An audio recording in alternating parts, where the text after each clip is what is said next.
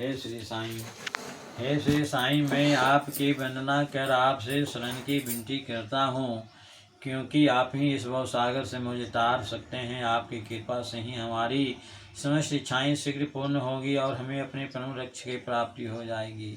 हमारी अज्ञानता के कारण माया मोह रूपी झंझावात से हमारी धैर्य रूपी वृक्ष की जड़ें कमजोर हो गई हैं।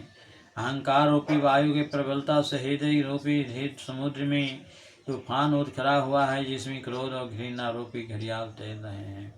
और हम भाव एवं संदेह रूपी नाना संकल्प विकल्पों के भंवरों में निंदा घृणा और ईर्ष्या रूपी अग्नित मछलियाँ उसमें विचरण कर रही हैं। यद्यपि यह भवसागर इतना भयानक है, फिर भी सदगुरु साईं महाराज उसमें अगस्त स्वरूप में स्थित हैं। इसलिए उनके भक्तों को लेश मात्र भी भयभीत होने की जरूरत नहीं है। श्री सच्चिदानंद साईं के साष्टांग प्रणाम करके उनकी चरण वंदना पर हम सब अपने कल्याणार्थ उनसे प्रार्थना करते हैं कि हे साईं श्री, हमारी मन की चंचलता और वासनाओं को आप दूर करें। हे प्रभु, तुम्हारे श्री चरणों का अतिरिक्त हमारे मन में किसी अन्य वस्तु की कामना न रहे।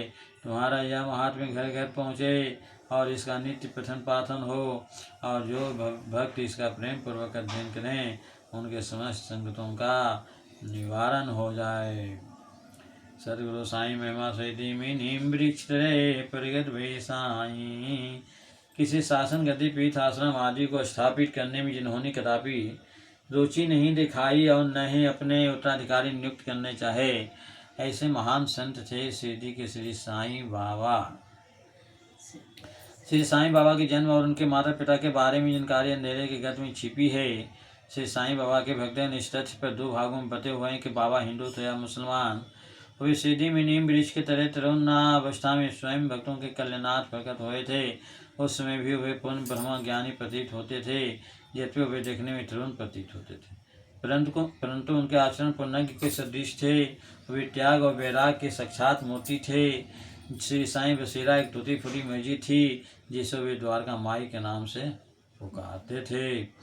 उनका यही संदेश था, राम जो हिंदुओं के भगवान है और रहीम जो मुसलमानों के खुदा हैं, सब एक ही हैं और उनमें किंचित मात्र भी भेद नहीं है। फिर तुम उनके अनुयायी क्यों अलग अलग पृथक पृथक रहकर आपस में झगड़ते हो? अज्ञानी जनों, तुम एक साथ मिलजुल कर रहो। साईं बाबा अपने भक्तों को स्वप्न में प्रकट रूप में दर्शन देते थे। उनके पास अन्नपूर्णा सिद्धि थी। बाबा के जीवन काल में उनके अद्भुत चमत्कारों की अनेक कथाएं प्रचलित हुईं। अपने भक्तों पर उनकी कृपा सदा बनी रहती थी। श्री साईं बाबा के समाधिस्थ होने के बाद भी उनकी लीलाएं जारी हैं, जिससे सिद्ध होता है कि बाबा भी हमारे पास बीच में